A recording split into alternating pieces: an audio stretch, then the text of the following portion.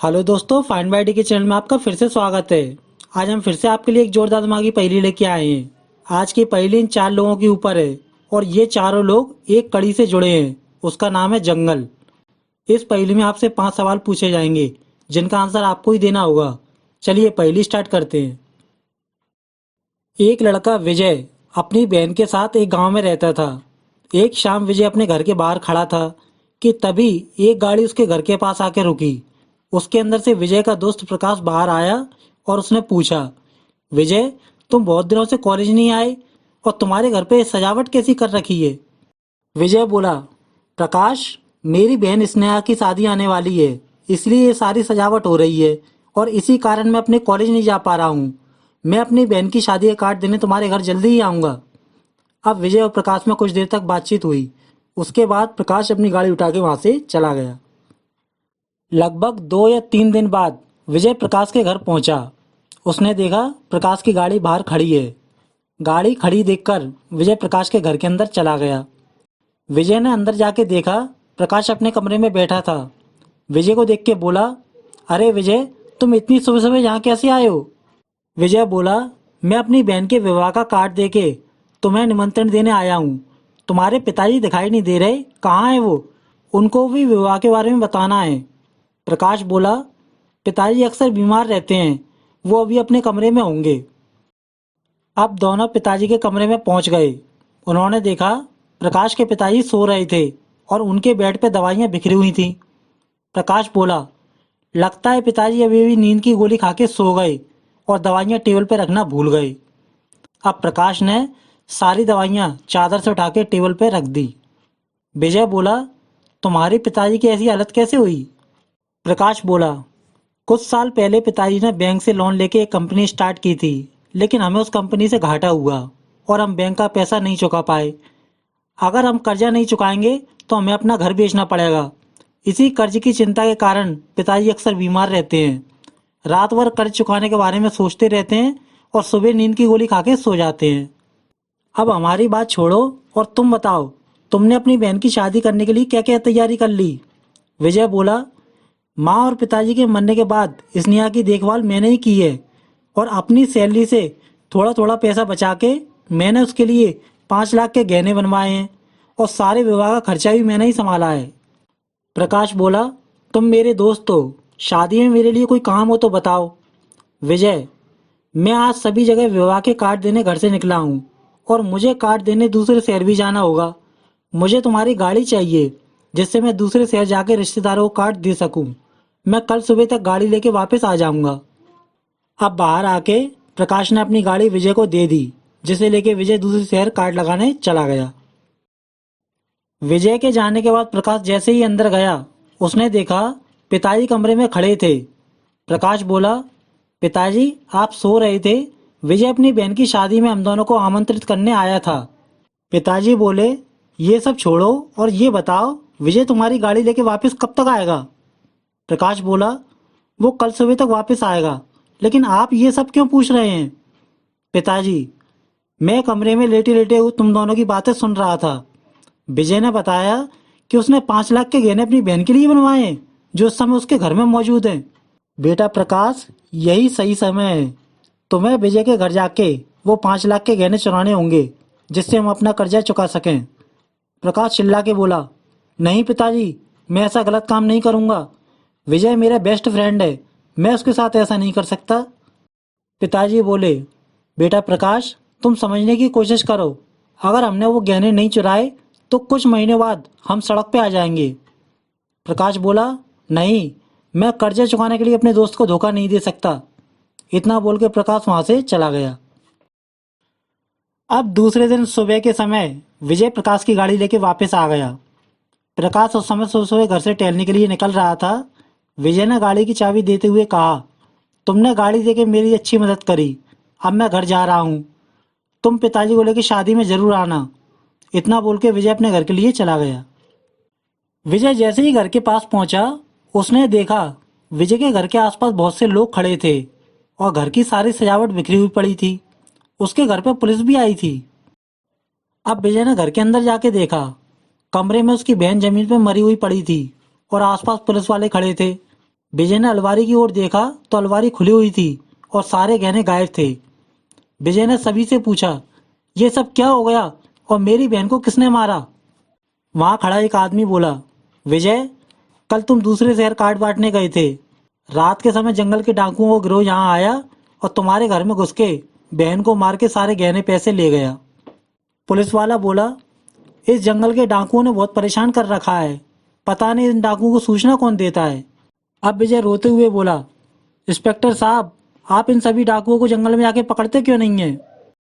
Police वाला बोला, जंगल बहुत बड़ा है, उसके अंदर बहुत से खतरनाक जानवर हैं, बहुत सारे अनगिनत रास्ते हैं। उस पूरे जंगल में वो इस समय कहाँ होंगे, कुछ कहा नहीं जा सकता। तभी वो आदमी बोला, साहब, कुछ लोग बताते हैं पूरे जंगल के बीच में एक मंदिर है। वो डाकू दिन में लूट करके रात में उसी मंदिर में रुकते हैं। वो मंदिर जंगल के बीचों बीच स्थित है। अगर कोई व्यक्ति उस मंदिर तक पहुंच गया तो समझो सभी डाकू पकड़े जाएंगे। अब पुलिस वाला बोला, लपेटा, तुम सही कह रहे हो, लेकिन इतने घने जंगल में हम जंगल के बीच मंदिर तक कैसे पहुंच सकते हैं? जंगल में कोई सड़क या रास्ता नहीं है जो हमें बताएगा कि हम जंगल के अंदर सही जा रहे हैं। और दूसरी बात, जंगल बहुत बड़ा है, हो सकता है हम जंगल के अंदर डाकुओं को पकड़ने जाएं तो हमको जंगल के बीच में मंदिर तक पहुंचने के लिए सिर्फ 2 घंटे का समय लगे, या 4 घंटे का समय लगे, या 6 घंटे का समय लगे, या हमें उस मंदिर तक पहुंचने के लिए 8 घंटे या उससे भी ज़्यादा समय लग सकता है। क्योंकि अभी तक किसी को ये नहीं पता कि जंगल के बीच में पहुंचने में कितना समय लगता है। लेकिन एक बात सभी को पता है कि रात होते ही उस जंगल में शेर शिकार के लिए बाहर आ जाते हैं, जिससे कि हम सभी को जान का खतरा हो सकता है। इस कारण हम लोग जंगल में डाकू को ढूंढने नहीं जा सकते। अगर डाकू किसी तरह जंगल से बाहर मिल जाए तो हम लोग उन्हें पकड़ सकते हैं। अब लपेटा बोला, साहब, आपने ये बात सही कही। हम लोग जंगल के बारे में केवल 2 बातें जानते हैं। नंबर 1, सभी डाकू जंगल के बीच में मंदिर में रहते हैं। नंबर 2, रात होते ही जंगल में शेर अपना शिकार करने के लिए बाहर निकलते हैं। इसके अलावा हम जंगल के बारे में और कुछ नहीं जानते। इतना बोल के लपेटा वहां से चला गया और पुलिस वालों ने विजय से स्नेहा के बारे में और पूछताछ की। उसके बाद बाहर आके पुलिस ने एम्बुलेंस बुला के स्नेहा की बॉडी वहां से ले गई। सभी लोगों के वहां से चले जाने के बाद विजय बहुत ही उदास हो गया। उसे अपनी बहन की याद आ रही थी और साथ ही उसे उन डाकुओं पे गुस्सा भी आ रहा था। विजय जानता था कि जंगल के अंदर जाके पुलिस उन डाकुओं को नहीं पकड़ सकती, इसलिए विजय ने खुद उन डाकुओं से अपनी बहन का बदला लेने की सोची। अब सभी लोगों के जाने के बाद विजय दिन के समय अपने दोस्त प्रकाश के घर पहुंच गया। प्रकाश बाहर ही खड़ा था। विजय को देख के बोला, अरे विजय, तुम यहाँ कैसे? आज तो तुम्हारी बहन की शादी है। विजय बोला, मेरी बहन मर गई। कल जब मैं दूसरे शहर गया था उस समय रात में डाकुओं ने उसे मारकर सारे गहने पैसे लूट के ले गए। अब मुझे उन डाकुओं से बदला लेना है। क्या तुम जंगल में उन डाकुओं तक पहुंचने में मेरी मदद करोगे? प्रकाश बोला, तुम्हारे साथ बहुत गलत हुआ, बताओ क्या करना है, मैं तुम्हारी मदद करूंगा। विजय चिल्लाते हुए बोला, तुम अभी अंदर जाओ और अपनी बंदूक लेके आओ। हम दोनों अभी उस जंगल के अंदर जाके डाकुओं को ढूंढेंगे और उनके मिलते ही उन सभी डाकुओं को जान से मार देंगे। प्रकाश बोला, ओके प्रकाश, तुम ज़्यादा गुस्सा मत करो, हम अभी जंगल चलते हैं। मैं अंदर जाकर अपनी बंदूक लेके आता हूँ। इतना बोल के प्रकाश घर के अंदर चला गया। अंदर जाके प्रकाश अपने पिताजी के रूम में पहुंच गया। उस समय उसके पिताजी पलंग पर बैठे थे। प्रकाश चिल्ला के बोला, मुझे पता है विजय की बहन को आपने ही मरवाया है। आपके जंगल के डाकुओं से पुराने संबंध हैं। आपने ही उन डाकुओं को गहनों के बारे में बताया होगा। पिताजी बोले, हाँ, तुमने ठीक समझा। मैंने ही डाकुओं से कह के विजय घर में गहनों के बारे में बताया और उन 5 लाख के गहनों के लूटने के बाद डाकुओं ने मुझे 2 लाख का कमीशन भी दिया, जिससे मैं अपना कुछ कर्ज चुका सकूं। अब कर्ज के चक्कर में हमें अपना घर नहीं बेचना पड़ेगा। अब प्रकाश बोला, मैं अभी आपके बारे में विजय और पुलिस को बताता हूँ, वो अभी आपको पकड़ के जेल में डाल देंगे। पिताजी बोले, बता दो पुलिस और विजय को मेरे बारे में, मैं भी जेल जाने को तैयार हूँ, लेकिन जरा ठंडे दिमाग से सोचो आगे क्या होगा। पुलिस वाले आएंगे और 2 लाख रुपए मुझसे ले जाएंगे। आगे जाके कर्ज के चक्कर में तुम्हें ये घर बेचना पड़ेगा और तुम सड़क पे आ जाओगे। इसलिए मेरी बात ध्यान से सुनो और समझो। विजय की बहन अब मर चुकी है और अगर तुम चाहते हो कि हम दोनों के आगे का जीवन अच्छा चले तो तुम्हें विजय को भी मारना होगा, क्योंकि जब तक विजय जिंदा है वो डाकू तक पहुंचने की कोशिश करेगा और डाकुओं के द्वारा उसे मेरे बारे में पता चल जाएगा और हम दोनों मारे जाएंगे। इसलिए कुछ भी करो लेकिन विजय को मार दो। लेकिन एक बात और याद रखना, विजय को कभी भी अपनी बंदूक से नहीं मारना, वरना पुलिस तुम्हें पकड़ सकती है। पिताजी की यह बात सुन के प्रकाश वहां से चला गया। कुछ देर बाद प्रकाश हंसते हंसते बाहर आ गया। प्रकाश के हाथ में एक बंदूक, पानी की बोतल और एक कुल्हाड़ी थी। अब वो दोनों अपनी गाड़ी में बैठ के जंगल की तरफ रवाना हो गए। बहुत देर तक गाड़ी चलाने के बाद वो दोनों जंगल के गेट तक पहुंच गए। आगे रास्ता न होने के कारण उनको अपनी गाड़ी वहीं रोकनी पड़ी। अब दोनों जल्दी से गाड़ी से बाहर आ गए और वहां पर लगे बोर्ड को पढ़ने लगे। पहले बोर्ड पे लिखा था, यहाँ से जंगल की सीमा प्रारंभ होती है, अपनी जान व सामान की स्वयं सुरक्षा करें। और दूसरे बोर्ड पे लिखा था, यहाँ से बंदूक की आवाज़ पूरे जंगल में गूंजती है, लेकिन आप जंगल के बीच में पहुंच जाओगे तो बंदूक की आवाज़ आपको सुनाई नहीं देगी। अच्छी तरह से बोर्ड पढ़ने के बाद प्रकाश ने विजय से कहा, रास्ता छोटे होने के कारण गाड़ी इस जंगल के अंदर नहीं जा सकती, तुम इस कुल्हाड़ी को ले लो। विजय ने प्रकाश से कुल्हाड़ी ले ली और अपनी घड़ी में टाइम देखा। उस समय दिन के 12 बज रहे थे। अब दोनों गाड़ी छोड़ के जंगल के अंदर धीरे धीरे चले गए। जंगल बहुत ही घना और सुनसान था। उसके अंदर बहुत से जानवर थे, लेकिन वो दोनों कहीं नहीं रुके और बिना रुके आगे सावधानी पूर्वक धीरे धीरे आगे बढ़ते रहे। बहुत दूर तक चलने के बाद प्रकाश अचानक एक जगह रुक गया। प्रकाश विजय से बोला, मैं चलकर बहुत थक गया हूँ, अब मैं इसके आगे नहीं चल सकता। मैं अब वापस जा रहा हूँ। तुम भी डाकू को ढूंढने का ख्याल मन से निकाल दो और मेरे साथ वापस चलो, क्योंकि जंगल बहुत बड़ा है और उन डाकुओं तक पहुँचना बहुत ही मुश्किल है। इस समय घड़ी में दिन के 3 बज रहे हैं। अगर हम इस समय जंगल से बाहर के लिए लौटें तो शाम के 6 बजे तक हम जंगल के बाहर निकल जाएंगे। लेकिन अगर हम इसी तरह जंगल के आगे चलते रहे तो शाम होते ही हम जंगल के अंदर फंस जाएंगे और रात में जंगल के जानवर हम पर हमला कर सकते हैं। अब विजय बोला, मैं डाकुओं को ढूंढे बिना वापस नहीं जाऊंगा। तुमने यहाँ तक आके मेरी बहुत मदद की। अब ये बंदूक मुझे दे जाओ और तुम वापस चले जाओ। प्रकाश बोला, विजय तुम मेरे बहुत अच्छे दोस्त हो, लेकिन मैं तुम्हें बंदूक नहीं दे सकता, क्योंकि ये बंदूक मेरे पिताजी की है। तुम ये कुल्हाड़ी और पानी की बोतल रख लो। विजय बोला, ठीक है, तुम बंदूक ले जाओ, लेकिन क्या तुम मेरे काम करोगे? प्रकाश, बताओ क्या काम है? विजय, तुम्हारी बंदूक में कितनी गोलियां हैं? प्रकाश बोला, इस समय मेरी बंदूक में 3 गोलियां हैं। विजय बोला, तुम जंगल के बाहर शाम 6 बजे तक पहुंच जाओगे, लेकिन बाहर जाके तुम्हें मेरे काम करना होगा। तुम जैसे ही जंगल के बाहर अपनी गाड़ी तक पहुंच जाओगे, वहां जाकर सबसे पहले एक गोली हवाई फायर आसमान में चला देना। उसके बाद वहां रुककर दूसरी गोली शाम 7 बजे चलाना और उसके बाद तीसरी गोली रात 8 बजे चलाकर तुम अपने घर निकल जाना। प्रकाश ने आश्चर्य से पूछा, लेकिन तुम्हें इससे क्या फायदा होगा? दोस्तों, इस पहेली का पहला सवाल, विजय ने प्रकाश से ऐसा करने को क्यों कहा? अपना आंसर नीचे कमेंट कीजिए।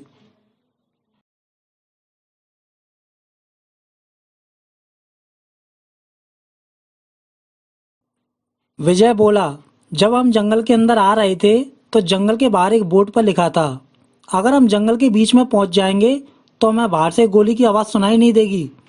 इसलिए तुम बाहर से 1-1 घंटे के बाद गोलियां चलाना। जिस समय मुझे गोलियों की आवाज़ नहीं आएगी, मैं समझ जाऊंगा कि अब मैं जंगल के बीच में आ चुका हूँ। समझे? अब प्रकाश ने अपनी पानी की बोतल विजय को देते हुए कहा, मैं जा रहा हूँ, तुम भी अपना ख्याल रखना और प्यास लगे तो पानी पी लेना। इतना बोल के प्रकाश जंगल से वापस बाहर की तरफ चला गया। प्रकाश के जाने के बाद विजय फिर से जंगल के अंदर की तरफ चला गया। अब विजय धीरे धीरे जंगल के अंदर चला जा रहा था। उसे रास्ते में बहुत से जानवर भी दिखाई दे रहे थे। तभी अचानक जंगल में एक बंदूक की गोली की आवाज़ सुनाई दी। विजय ने घड़ी में टाइम देखा तो उस समय शाम के 6 बज रहे थे। विजय समझ गया कि ये गोली प्रकाश ने जंगल के बाहर से चलाई है और गोली की आवाज़ मुझे सुनाई दी है, मतलब मैं अभी जंगल के बीच में नहीं पहुंच पाया हूँ, मुझे और आगे जाना चाहिए। इतना सोच के विजय वहां से आगे की तरफ निकल पड़ा। अब विजय जंगल के और अंदर चला जा रहा था। तभी उसको फिर से बंदूक की आवाज़ सुनाई दी। विजय आवाज़ सुन के समझ गया कि शाम के 7 बज चुके हैं और अभी वो जंगल के बीच में नहीं पहुंच पाया है, इसलिए उसे और आगे जाना चाहिए। इतना सोच के विजय जंगल के और अंदर चला गया। अब विजय को चलते चलते रात हो चुकी थी। विजय थककर एक पेड़ के नीचे रुक गया। उसने घड़ी निकाल के टाइम देखा तो उसमें 8:10 हो रहे थे। विजय घड़ी देख के समझ गया, इस बार उसे तीसरी गोली की आवाज़ सुनाई नहीं दी। मतलब अब वो जंगल के बीच में आ चुका है। अब कुछ देर रुकने के बाद विजय वहां से भी चल दिया। थोड़ी दूर चलने के बाद विजय एक खंडर घर के पास पहुंच गया। उसने देखा जंगल में एक खंडर घर है और उसके बाहर से लॉक लगा हुआ है। पास में एक बिल्ली बैठी हुई है और आसपास कोई भी नहीं है। विजय उस खंडर घर को देख के समझ गया कि यही डाकुओं का अड्डा है। रात में डाकू यहीं आकर रुकते हैं। अभी वो कुछ सोच ही रहा था कि तभी उसको कुछ आहट हुई और वो चुपचाप से पेड़ के पीछे जाके छिप गया। विजय ने चुपचाप से देखा, वहां कुछ देर बाद 4 अपराधी बहुत सा धन व गहने लेके आ पहुंचे। उन सभी लोगों के पास अपने अपने हथियार थे। उनमें से 3 आदमी के पास कुल्हाड़ी और एक आदमी के पास बंदूक थी। अब विजय चुपचाप उन चारों को दूर से देखता रहा। कुछ देर तक इधर उधर देखने के बाद उन सभी लोगों ने अपने अपने हथियार एक तरफ रख दिए और पास में एक गड्ढा खोदा। उसके बाद एक अपराधी बोला, रात में 9 बजने वाले हैं। खजाना छुपाकर जल्दी से घर के अंदर चलो, वरना सभी मारे जाएंगे। उसके बाद सभी ने अपना सारा लूट का माल उस गड्ढे के अंदर डाल दिया और गड्ढा फिर से भर दिया। उसके बाद वो सभी अपने अपने हथियार बाहर छोड़ के जल्दी से घर के अंदर चले गए और बाहर से गेट लगा दिया। विजय को ये बात समझ नहीं आई कि आखिर ये सभी अपराधी रात 9 बजे से क्यों डरते हैं। अब विजय ने अपनी घड़ी निकाली। उस समय रात के 9 बजने में केवल 1 मिनट की देरी थी। अब विजय रात 9 बजे का इंतजार करने लगा। और दोस्तों, जैसे ही रात में 9 बजे विजय वहां का नज़ारा देख के घबरा गया। दोस्तों, 9 बजते ही वहां अचानक बहुत से शेर आ गए। दोस्तों, इस पहेली का दूसरा सवाल, अब विजय उन शेरों से अपनी जान कैसे बचाएगा? जल्दी से अपना आंसर नीचे कमेंट कीजिए।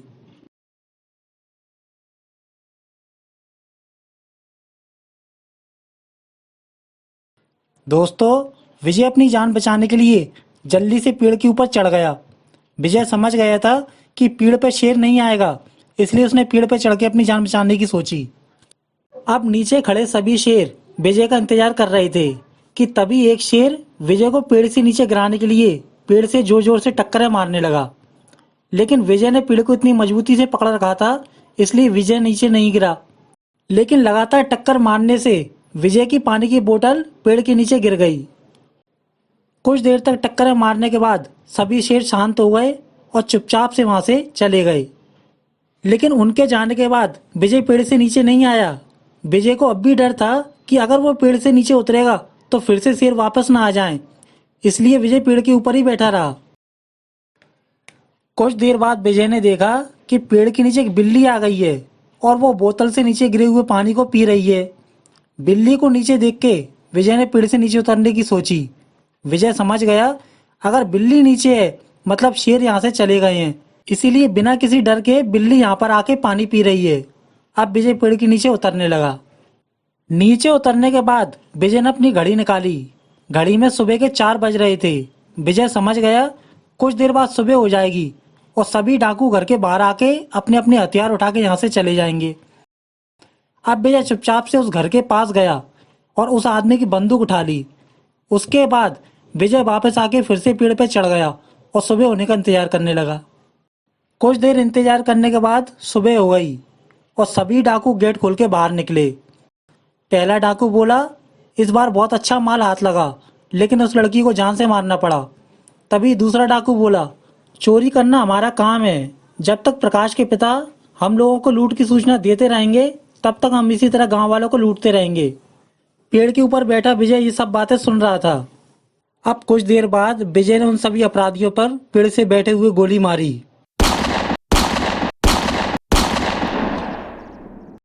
गोली खाने के बाद वो सभी वहां पर गिर गए और मर गए। उन सभी के मरने के बाद विजय पेड़ से नीचे आ गया। विजय नीचे आके सोचने लगा, प्रकाश के पिता के कहने पे इन लोगों ने मेरे घर को लूटा। क्या प्रकाश इस बारे में जानता है? क्या प्रकाश भी इस साजिश में शामिल है? नहीं, ऐसा नहीं हो सकता। अगर प्रकाश इस बारे में जानता होता तो वो मेरी मदद करने जंगल तक नहीं आता।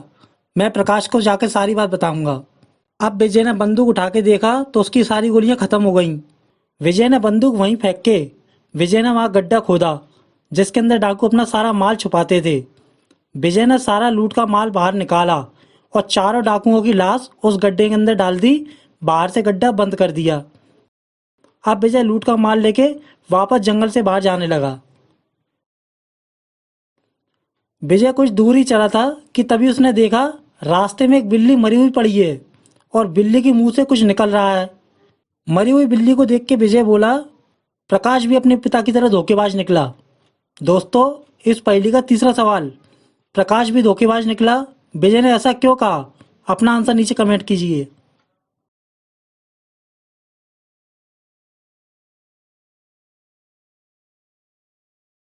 दोस्तों, विजय ने मरी हुई बिल्ली को देख के प्रकाश को इसलिए धोखेबाज कहा क्योंकि इसी बिल्ली ने रात में प्रकाश की बोतल का पानी पिया था और उस पानी में जहर होने के कारण बिल्ली मर गई।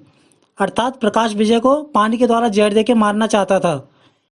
बिल्ली को मरा हुआ देख के विजय अब लूट का माल देके वापस पीछे चला गया और उसी जगह जाके विजय ने लूट का माल और उनके हथियार वहीं गाड़ दिए। सभी हथियार और लूट का माल गड्ढे में गाड़ने के बाद विजय ने अपनी कुल्हाड़ी उठाई और उस कुल्हाड़ी से पेड़ के पीछे काटने लगा। कुछ देर तक काटने के बाद विजय ने अपनी कुल्हाड़ी उसी पेड़ के नीचे रख के वापस जंगल के बाहर चला गया। इस पहेली का चौथा सवाल, विजय ने लूट का माल फिर से जंगल में क्यों छुपाया और वो कुल्हाड़ी से पेड़ को क्यों काट रहा था? अपना आंसर नीचे कमेंट कीजिए।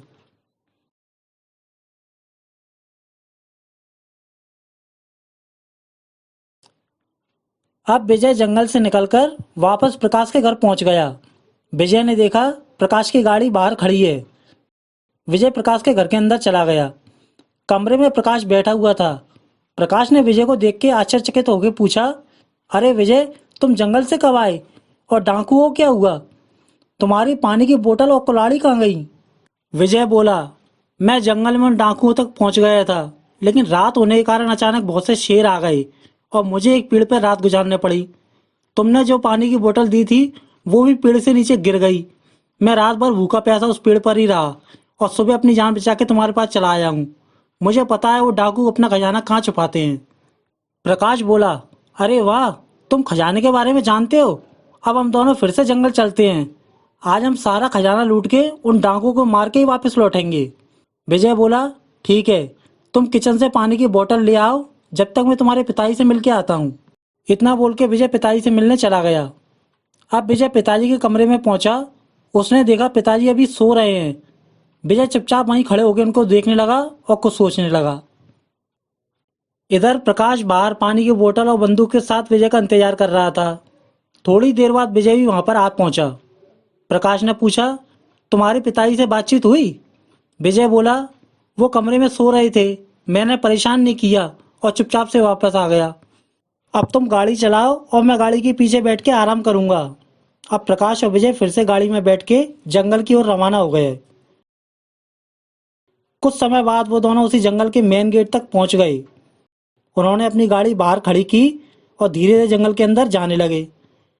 जंगल के अंदर जाते समय प्रकाश मन में सोच रहा था कि जैसे ही खजाना मिल जाएगा मैं विजय को जान से मार के खजाना लेके वापस चला आऊंगा। बहुत देर तक चलने के बाद प्रकाश के पैर दर्द करने लगे।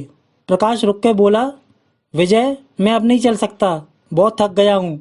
खजाना और कितनी दूर है? विजय बोला, हम खजाने के बहुत पास हैं, थोड़ी दूर और चलो, मैं तुम्हें खजाना बताता हूँ। अब वो दोनों फिर से धीरे धीरे चल के दोनों जंगल के बीच वाले घर तक पहुंच गए। प्रकाश को वहां पहुंचकर एक घर, पानी की बोतल और अपनी कुल्हाड़ी दिखाई दी। अब विजय बोला, ये वही जगह है जहाँ डाकू आके अपना खजाना छुपाते हैं। कल रात 9 बजे शेर आने के कारण मैं उन डाकुओं को मार नहीं सका और रात भर अपनी जान बचाने के लिए इसी पेड़ के ऊपर बैठा रहा। अब प्रकाश बोला, लेकिन रात होने में अभी बहुत समय बाकी है, मुझे बताओ डाकुओं ने अपना खजाना कहाँ छुपाया है? हम अभी खजाना लेके वापस चलते हैं, डाकुओं को फिर कभी आके मार देंगे। अब विजय ने पानी की बोतल देते हुए कहा, तुम बहुत थक गए हो, पहले पानी पी लो, मैं खजाना निकालता हूँ। अब प्रकाश पानी की बोतल से पानी पीने लगा और विजय गड्ढा खोद के खजाना निकालने लगा। बहुत देर तक गड्ढा खोदने के बाद विजय ने सारा लूट का माल गड्ढे से बाहर निकाल लिया। प्रकाश खजाना देख के बहुत खुश हो गया और विजय के ऊपर बंदूक तानते हुए बोला, विजय, तुमने मेरी खजाना ढूंढने में बहुत मदद की, लेकिन अब तुम्हारा खेल खत्म। दोस्तों, प्रकाश को अचानक क्या हुआ, वो इसके आगे कुछ नहीं बोल सका और अचानक बेहोश होकर जमीन पर गिर गया। प्रकाश के बेहोश होने के बाद विजय ने अपनी जेब से एक लेटर निकाला और उसे प्रकाश के पास रख दिया। उसके बाद विजय सारा खजाना और प्रकाश की बंदूक लेके वापस जंगल से बाहर की ओर चला गया। धीरे धीरे समय बीतने लगा और रात हो गई। रात होते ही अचानक प्रकाश को होश आया। उसने देखा सारा खजाना लेके विजय जा चुका है। अब प्रकाश ने अपने हाथ में रखे हुए लेटर को पढ़ा। ये लेटर मैं गाड़ी के पीछे बैठ के लिख रहा हूँ। मेरे दोस्त, रात में मुझे डाकू की बातचीत सुन के समझ आ गया था कि तुम्हारे पिताजी ने ही डाकू को गहनों के बारे में बताया और इसके बदले में उनको 2 लाख रुपए कमीशन भी मिला। लेकिन 2 लाख रुपए के चक्कर में मेरी बहन मारी गई। लेकिन तुम तो मेरे दोस्त थे, तुमने भी मेरे साथ धोखा किया। तुमने भी मुझे पानी में जहर दे के मारने की कोशिश की। आज तुम जिस पेड़ के नीचे खड़े हो, कल मैं इसी पेड़ पर बैठे बैठे सोच रहा था, तभी तुम्हारी पानी की बोतल नीचे गिर गई, जिसे पी के एक बिल्ली मर गई और मुझे समझ आ गया कि पानी में जहर था। तुम भी तुम्हारे पिताजी की तरह धोखेबाज निकले। तुम भी मुझे मार के सारा मामला इसी जंगल में दबाना चाहते थे। इसलिए मैं जानबूझकर जंगल आने से पहले तुम्हारे पिताजी के रूम में गया और उनको गला दबा के मार दिया। मैंने अपनी बहन का बदला ले लिया। उनको मारने के बाद उनकी दवाइयों से नींद की गोलियां निकाल के तुम्हारी पानी की बोतल में मिला दी, जिस पानी को पीकर तुम बेहोश हो गए थे। अब मैं सारा खजाना लेके वापस जा रहा हूँ और रात 9 बजे शेर आने वाले हैं। अगर जान बचाना चाहते हो तो इस पेड़ पर चढ़ जाओ। सभी डाकुओं को मैंने मार दिया है, तुम्हें केवल शेर से बचना है। अगर जिंदा रहे तो फिर मिलेंगे। अब प्रकाश लेटर पढ़ ही रहा था कि तभी उसने देखा उसकी तरफ बहुत से शेर आगे आ रहे हैं। अब शेरों को मारने के लिए प्रकाश के पास बंदूक भी नहीं थी, इसलिए प्रकाश अपनी जान बचाने के लिए उसी पेड़ के ऊपर चढ़ गया। सभी शेर पेड़ के नीचे आके खड़े हो गए। तभी एक शेर प्रकाश को नीचे गिराने के लिए लगातार पेड़ से टक्कर मारने लगा। इस बार लगातार टक्कर मारने से वो पेड़ अचानक टूट के नीचे गिर गया और वहां खड़े सभी शेरों ने प्रकाश के नीचे गिरते ही उस पर हमला कर दिया। दोस्तों, इस पहेली का 5वां सवाल। एक दिन पहले शेर की टक्कर से ये पेड़ नहीं टूटा, लेकिन दूसरे दिन शेर की टक्कर से ये पेड़ टूट के गिर गया। कैसे? अपना आंसर नीचे कमेंट कीजिए।